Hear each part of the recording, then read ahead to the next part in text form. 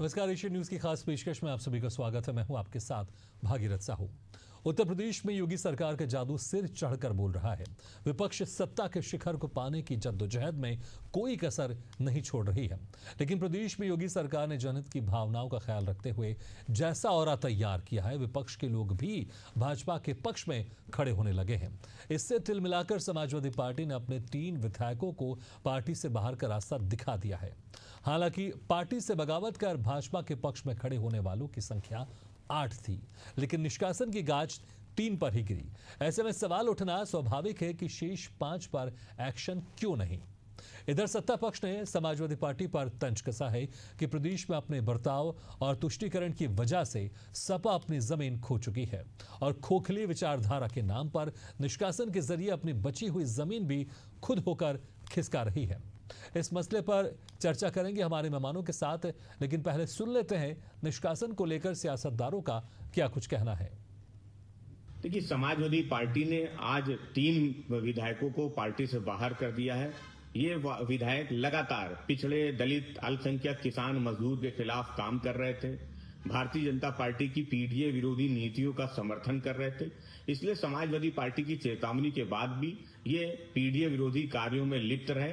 इसलिए समाजवादी पार्टी ने तीनों पीडीए विरोधी विधायकों को पार्टी से बाहर का रास्ता दिखाया। कुछ अन्य विधायक जिनके आचरण में सुधार था, इसलिए समाजवादी पार्टी ने उन पे कोई कार्रवाई नहीं की है।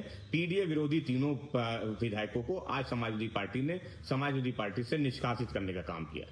किसी को भी दिक्कत न हो, इसको हम सुनिश्चित करेंगे। ये भारतीय जनता पार्टी की सांस्कृतिक विचारधारा है, हम सबको साथ लेकर के चलते हैं। जबकि समाजवादी पार्टी तरह तरह के आरोप लगाकर अपने ही कार्यकर्ताओं पर जुल्म जाति लगातार कर रही है। क्या ये बौखलाहट है? आपको लगता है क्या सपा की ये बौखलाहट है? इस्तीफे से क्या फर्क पड़ेगा प्रदेश के? देखिए, समाजवादी पार्टी पूरी तरह से हाशिए पर है और समाजवादी पार्टी का नेतृत्व तनाव में है। जमीन उनकी खिसक चुकी है।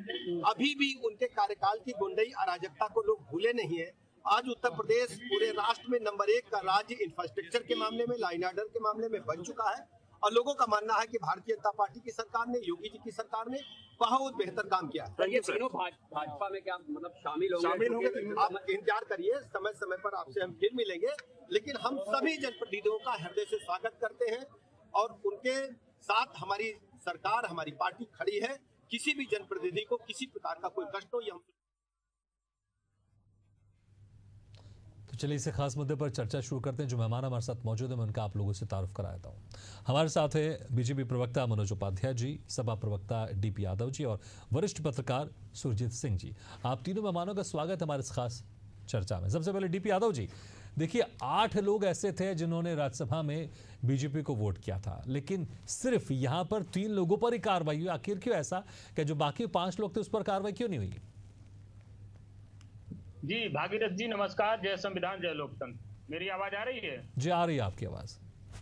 जी देखिए भागीरथ जी, 2024 में जब फरवरी में राज्यसभा के लिए चुनाव हो रहा था, तो कुछ विधायकों ने पार्टी व्हिप के विपरीत जा करके क्रॉस वोटिंग किया था।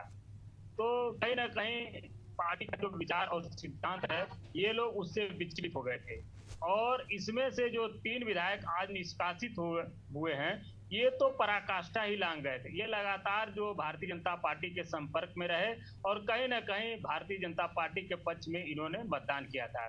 पार्टी के लाख चेतावनी के बावजूद ये लोग बाज नहीं आ रहे थे। देखिए, ये जो 3 विधायक हैं, इनकी ना तो कोई अपने स्वयं की पहचान है और ना ही कोई प्रतिभा है। ये समाजवादी पार्टी के सिंबल साइकिल पर चुनाव जीत करके, समाजवादी पार्टी के बैनर तले चुनाव जीत करके आए थे और कहीं ना कहीं इन्होंने जो पीडीए के लोगों ने इनको वोट दिया था और समर्थन दिया था, उनके वोटों और समर्थन था, उनका जो है आकांक्षा, जन आकांक्षा जो थी, ठीक है डीपी यादव जी, थोड़ा समय कम है, लेकिन एक सवाल और पूछना चाहूंगा आपसे। जब आपके विधायक जो आपके पार्टी के चुनाव चिन्ह पर जीत कर आ रहे हैं, लेकिन जब वही विधायक आपके साथ नहीं है, वो दूसरी पार्टी बीजेपी के पक्ष में चले जाते हैं, तो फिर आप ये कैसे उम्मीद कर रहे हैं कि जनता आपके पक्ष में अगले बार चुनाव करेगी, अगले बार वोट डालेगी आपके पक्ष में?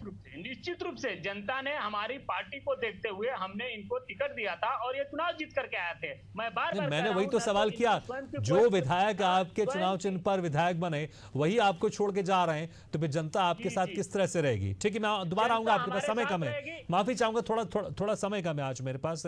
मनोज उपाध्याय जी, ठीक है, मनोज उपाध्याय जी, आपके नेता कह रहे हैं, डिप्टी सीएम कह रहे हैं कि हम उनका स्वागत करेंगे, हम उनके साथ खड़े हुए हैं, और क्या आप उनको आप पार्टी में शामिल करेंगे?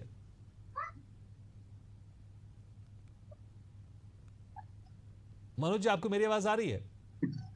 नहीं, ये केंद्र नेतृत्व का मामला है कि हाँ आ रही, मेरी जा रही है कि नहीं? जी मेरी आवाज आ रही है भागीरथी जी, कंटिन्यू कीजिए।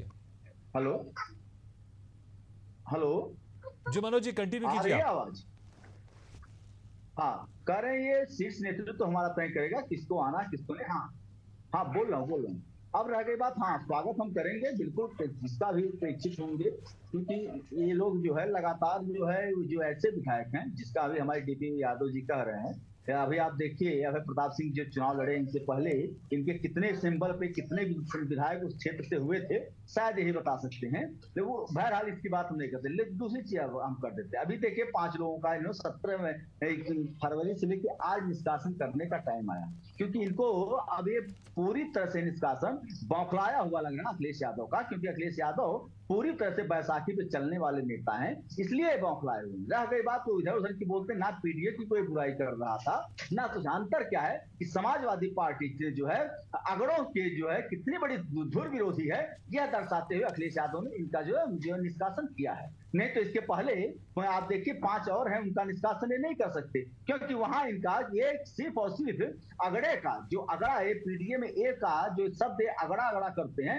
उस अगड़े का विरोध जब ये सरकार में थे तब भी करते थे, आज भी कर रहे हैं। तो ये इनका मानसिकता और ये पूरी तरह से बौखलाहट है कि 2027। ठीक है, लेकिन जिन अगड़ों की आप बात कर रहे हैं आप, इसलिए इन्होंने मनोज जी, और जिनके ऊपर कार्रवाई नहीं हुई, मैं कुछ नाम बता दूं आपको, राकेश पांडे जी, विनोद चतुर्वेदी जी, आशुतोष चतुर्वेदी, ये वो नाम भी है, क्योंकि आप अगड़ों को लेकर आप बात कर रहे हैं, तो ये वो नाम है जिनके ऊपर भी कार्रवाई नहीं हुई है। ठीक है, आऊंगा दोबारा आपके पास। सुरजीत जी, अब इसको किस तरह से देखते हैं? तकरीबन 1.25 साल के बाद सपा पार्टी इस पर कार्रवाई कर रही है, और 8 जो विधायक थे जिन्होंने बीजेपी का समर्थन किया था राज्यसभा चुनाव में, उनमें से सिर्फ 3 के ऊपर कार्रवाई हुई। कैसे देखते हैं आप इसको?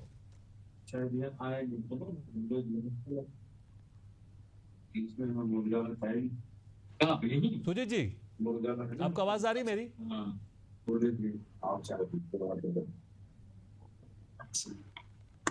सुजीत जी, आप मुझे सुन सकते हैं क्या? चलिए, लगता हमारी आवाज उन तक नहीं पहुंच पा रही है।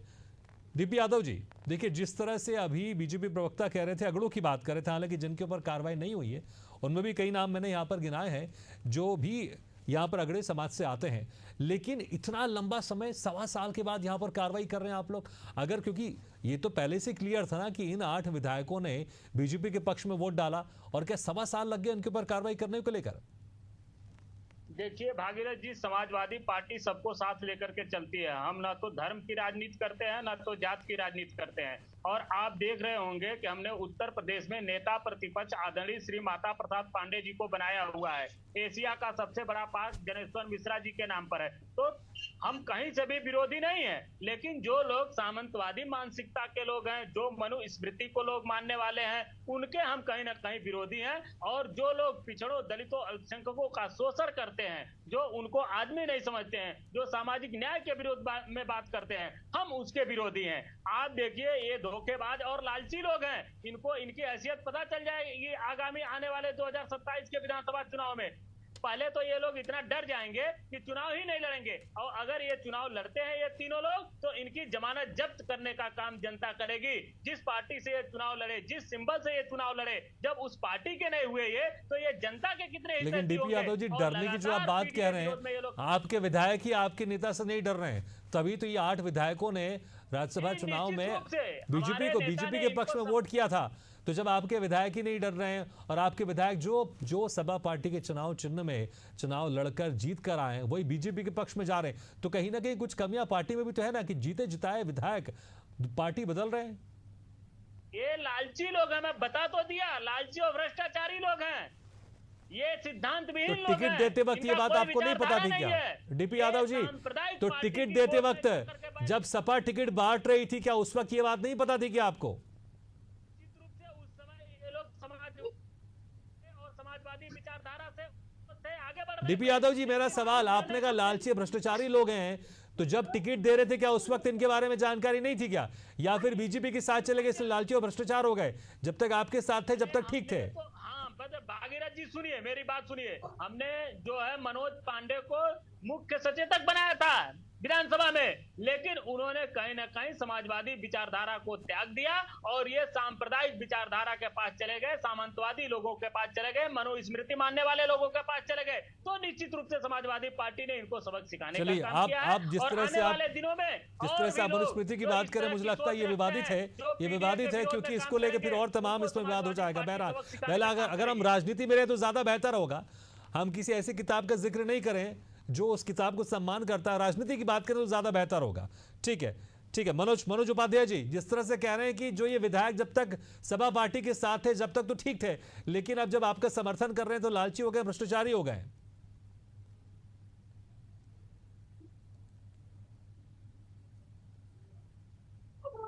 देखिए, मनोज पांडे जी लगातार कई बार के विधायक हैं, तब भी ये नहीं जान पाए। इसका मतलब है कि अखिलेश यादव, इनके जो मुखिया हैं, इनको लोगों की पहचान नहीं है। दूसरी चीज मैं थोड़ा सा बता देता, अभी इन्होंने माता प्रसाद पांडे का नाम है। माता प्रसाद पांडे को मजबूरी में बनाने का काम अखिलेश यादव ने किया था। ये नेता प्रतिपक्ष तो अखिलेश यादव स्वयं बन गए थे। जब वो लोकसभा सांसद हुए तब जाके माता प्रसाद पांडे जी को बनाने का काम किया था। इससे स्पष्ट होता है कि किस प्रकार से ब्राह्मणों की तौहीन करने का काम लगातार समाजवादी पार्टी करती है। दूसरी चीज बता दूं, जब शिवपाल चाचा समाजवादी पार्टी छोड़कर गए थे तो किस लालच में गए थे, जरा डीपी यादव इसको बताने का काम करें। अगर इनके सारे शिवपाल चच्चा को ले लीजिए, अपना यादव को ले, कौन सी लालच थी शिवपाल यादव की जो लालची होकर ये समाजवादी पार्टी छोड़कर दूसरे जगह जाने का काम किया?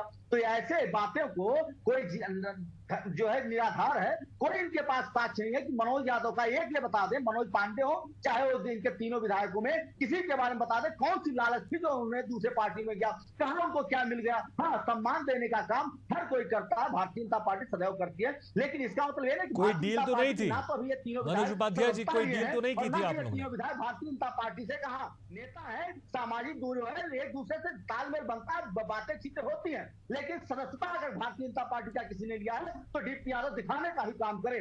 झूठ बोलकर चैनल पर झूठ परसोड़ने का काम समाजवादी पार्टी का एक चेहरा है और जनता इसको देख के इस नाते इनकी हैसियत जनता ने 2017 के बाद लगातार दिखाया अखिलेश यादव को कि प्रधानी चुनाव जीतने की क्षमता अखिलेश यादव की नहीं बन पाई है। तो ये जमानत जब्त हो रहा है, फिर भी इनको शर्म नहीं लग रहा, तो बताइए भारतीय जनता पार्टी क्या करेगी? भारतीय जनता पार्टी जनता की, ठीक है, लेकिन डीपी यादव जी कह रहे हैं कि लालची भ्रष्टाचारी और कुछ डील हुआ होगा। ठीक है, सुजीत जी, आप मुझे सुन पा रहे हैं क्या? सुजीत जी, आपको मेरी आवाज आ रही है क्या? जी आ रही है आवाज। जी सुजीत जी, देखिए, जिस तरह से एक बहुत लंबे मामले के बाद, तकरीबन 1.25 साल से ज्यादा हो गए, 1.25 साल के बाद इन विधायकों के ऊपर कार्रवाई होती है और जिन 8 विधायकों ने बीजेपी के पक्ष में वोट डाला था राज्यसभा चुनाव में, उनमें से सिर्फ 3 के ऊपर कार्रवाई होती है।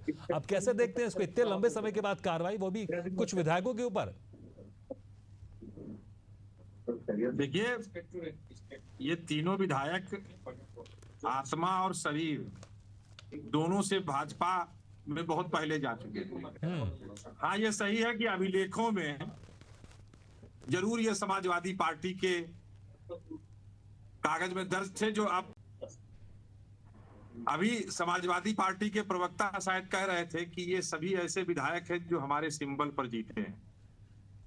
राकेश प्रताप सिंह ने समाजवादी पार्टी से टिकट लिया और अमेठी में जीते भारतीय जनता पार्टी की उस आंधी। ये उनके व्यक्तिगत वोट थे। अभय सिंह अगर फैजाबाद बीकापुर से जीते हैं तो वो उनके व्यक्तिगत वोट थे और व्यक्तिगत वोटों पर ही अभय सिंह वहां से निर्वाचित हुए। मनोज पांडे को तो गजाधर सिंह का टिकट काट करके ये लाए थे। और ये जो विधायकों के टूटन की कहानी सामने आ रही है, तो समाजवादी पार्टी को यह याद करना चाहिए कि नथू सिंह सहित तमाम विधायकों को बहुजन समाज पार्टी से तोड़ करके 2003 में सरकार बनाई गई थी उत्तर प्रदेश में। नथू सिंह टूटे नहीं थे उन्नाव के। अभी सपा के प्रवक्ता कह रहे थे कि हम ब्राह्मणों का सम्मान करते हैं और हमने ये पार्क बनवाया, वो जनेश्वर मिश्र जी के नाम पर पार्क बनवाया, और बाद में कह रहे हैं कि मनु स्मृति के लोग थे ये, और मनुधारी लोग थे जो वहां चले गए। मतलब ये तो बड़ी अजीब बात है कि एक ही मंच पर एक ही साथ आप दो बातें कह रहे हैं, एक बात नहीं कह रहे हैं। तो ये जो दो बातें कही जा रही हैं, बार बार की बातें कही जा रही हैं, ये बातें बहुत स्पष्ट नहीं है। आप चाहते क्या है? आप ब्राह्मणों का विरोध भी बता रहे हो, आप ब्राह्मणों का जो है मनुस्मृति डीपी यादव जी, कहीं यही द्वंद्व तो ऐसा नहीं है कि आपके विधायक आपको छोड़ के चले गए? क्योंकि अभी सुजीत जी कह रहे हैं जिस तरह से आप एक तरफ तो कह रहे हैं कि हम ब्राह्मणों का सम्मान करते हैं, लेकिन दूसरी तरफ मनुस्मृति को लेकर इस तरह की आप बातें कर रहे थे, कहीं यही द्वंद्व तो नहीं है? और ऐसा नहीं कि और दूसरे विधायक जो हैं वो भी कहीं बीजेपी के रास्ते ना चले जाए। मैं देखिए भागीरथ जी, मैंने पहले ही स्पष्ट कर दिया है कि इन तीनों विधायकों की पहचान है और ना तो प्रतिभा है। आने वाले समय में ये राजनीति किस प्रकार से डिसअपियर हो जाएंगे, समाप्त हो जाएंगे, जनता इनको सबक सिखाने का काम करेगी। दूसरी बात ये कि अभी सुजीत सिंह जी ने कहा कि समाजवादी पार्टी जो है ब्राह्मणों का सम्मान नहीं करती है। तो मैं बताया कि जिस प्रकार से नेता प्रतिपक्ष हमने बनाया, एशिया का सबसे बड़ा पार्क जनेश्वर मिश्रा के नाम पर बनाया, हम तो जो लोग कहीं ना कहीं मनुस्मृति के मानने वाले जो लोग हैं, जो मनुवादी लोग हैं, जो सामंतवादी लोग हैं, जो इस देश प्रदेश और समाज में जातिगत भेदभाव को पनपाने वाले लोग हैं, जातिगत भेदभाव को बढ़ावा देने वाले लोग हैं, हम उनके विरोधी हैं। यही तो शायद गंभीर विषय है, और समाजवादी क्योंकि आप जिस किताब का नाम लेकर जिक्र कर रहे हैं, कई लोग इस किताब को मानते हैं, लेकिन मुझे लगता है कि शायद सपा पार्टी यही है कि किसी एक धर्म की किसी एक विशेष किताब को लेकर इस तरह की बातें कर देती है, लेकिन किसी दूसरे धर्म की किताब को लेकर जरा से एक टिप्पणी नहीं कर सकती, ना हिम्मत कर सकती है, लेकिन फिर उसके बाद सीधे बीजेपी पर आरोप लगाते कि वो कम्युनल बातें कर रही है। आप भी तो यही बातें कर रहे हैं। जब अगर आप सर्वधर्म समभाव की बातें करते हैं, तो अगर किसी किताब को लेकर अगर कोई इस किताब को मानता है, उसको पूजता है, तो आप इस तरह की बातें करेंगे डिबेट में? क्या आपके अंदर दम है? किसी भी दूसरे धर्म की किताब को लेकर आप किसी तरह की बातें कर सकते हैं? अगर किसी किताब में गलत लिखा है तो उसका सभी को नहीं, गलत लिखा तो ये आप थोड़ी तय करेंगे, ये आप थोड़ी तय करेंगे। ऐसी कितनी धार्मिक किताबों में किसी भी धर्म के बारे में गलत लिखा है, कभी आप उसका जिक्र करते हैं क्या? कभी आप जिक्र करते हैं क्या? क्या यही द्वंद्व तो नहीं है मनोज उपाध्याय जी? क्या यही द्वंद्व तो नहीं है? इसलिए उनके विधायक छोड़ के जा रहे हैं। संक्षेप में, सबको साथ लेकर नहीं चलेंगे तो जनता आपका साथ नहीं देगी, जनता आपको सबक सिखाने का काम करेगी। ये यही इनका दर्द है, इनका भी एक दर्द है कि ये ब्राह्मणों का विरोध करते करते व्यक्ति का विरोध कर देश का भी विरोध करते हैं। ये तो वो गद्दार हैं जो देश का विरोध करते हैं और आतंकवादी के चरणों में नतमस्तक होने का काम करते हैं। तो इस नाते एक गद्दारों के गद्दार हैं। रहते बात मनुस्मृति के बारे में हम पूछना चाहते हैं समाजवादी पार्टी को, जो लोग भी मनुवादिता फैलाने का काम करेंगे समाज में, जो लोग जाति की राजनीति करेंगे, जो लोग। चलिए समय खत्म हो गया, लेकिन फिलहाल डीपी यादव जिस तरह की आप बातें कर रहे हैं, जनता ने इस वक्त आपको अभी सरकार से लंबे समय से आपको साइड रखा है, इसलिए मुझे लगता है थोड़ी सी विचारधारा परिवर्तन की आवश्यकता है आपको। राजनीति कीजिए, लेकिन ऐसे किताब को लेकर जो किसी को सम्मानपूर्वक इसको लोग देखते हैं, पढ़ते हैं, तो कम से कम उसको राजनीति से आप अलग हटिए। अगर या फिर आप सभी गलत की बातें कर रहे हैं तो बाकी दूसरे धर्म की किताबों का भी जिक्र कीजिए ना। लेकिन मुझे नहीं लगता है कभी आप लोग की हिम्मत होगी, इसलिए कभी कभी आरोप लगते हैं कि आप लोग तुष्टीकरण करते हैं और शायद इसलिए विधायक आप लोग को छोड़कर चले गए। चलिए, बहुत बहुत शुक्रिया आपसे मेहमानों का, मनोज उपाध्याय जी, डीपी यादव जी, सुरजीत जी, शुक्रिया हमारे खास चर्चा में शामिल होने के लिए। तो जिस तरह से 8 विधायक इन्होंने राज्यसभा चुनाव में बीजेपी का समर्थन किया, लेकिन 1.25 साल के बाद सिर्फ 3 विधायकों पर कार्रवाई हुई है। देखना होगा आने वाले दिनों में उत्तर प्रदेश में इस पर राजनीति में क्या असर होता है और क्या और विधायक भी छोड़कर सपा पार्टी से बीजेपी में जाते हैं, देखने वाली बात होगी। इसी के साथ हमारे खास पेशकश में फिलहाल इतने, लेकिन खबरों का सिलसिला लगातार जारी, आप देखते रहिए एशियन न्यूज़ है।